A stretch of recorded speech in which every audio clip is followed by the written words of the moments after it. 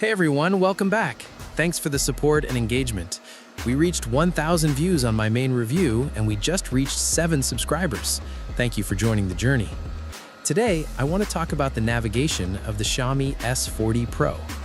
I've been living with the Xiaomi S40 Pro for a while now, and while the mapping is impressive, the daily reality is a mix of smart choices and some strange logic gaps.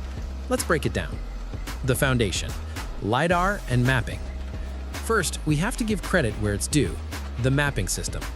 The Lidar sensor on this unit is incredibly fast. It creates a complete floor plan almost the moment you start it up. In open spaces, the navigation is very efficient. It follows a logical path, and you can see it thinking and planning its route. It handles standard furniture like straight table legs and even slippers without any trouble. It just glides right around them. But things get more interesting when the furniture gets complicated. I noticed a clear difference in how it handles chairs. If the legs are straight, it's a pro. But if you have chairs or stools with slanted or angled legs, the robot gets nervous. It seems to struggle with calculating the distance and often decides not to go under them at all, even if there is plenty of space. It's a bit too cautious there. This also happens with smaller objects it detected, like this sock in the video. Another hardware quirk involves glass. If you have large floor-to-ceiling windows or glass doors, the Lidar sensor is almost too good. It sees right through the glass and thinks there's another room outside. It will try to navigate to that outside room, which leads to it bumping into the glass quite frequently. It's not a hard crash, but it can be a bit noisy and repetitive. Now, let's talk about the software logic, because this is where I got frustrated.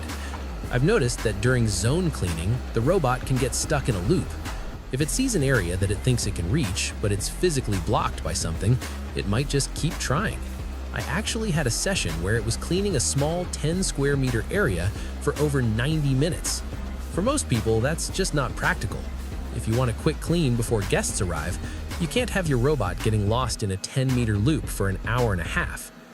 To put this into perspective, I've been comparing it to the Dreame L10s Pro Gen 3.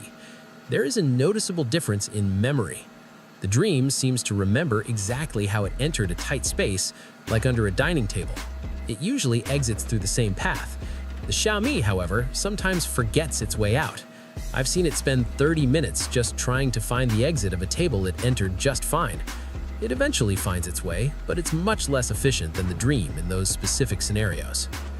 Small objects and cables. One more warning.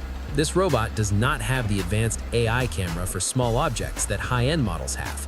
It will eat your cables, and sometimes your socks and small toys. In the video I recorded, it did it exceptionally well, but you really need to make sure your floor is robot-ready before you start a cleaning cycle, or you'll be untangling a cable from the brush roll later. I also want to share a pro tip for anyone struggling with tricky furniture like my coffee table.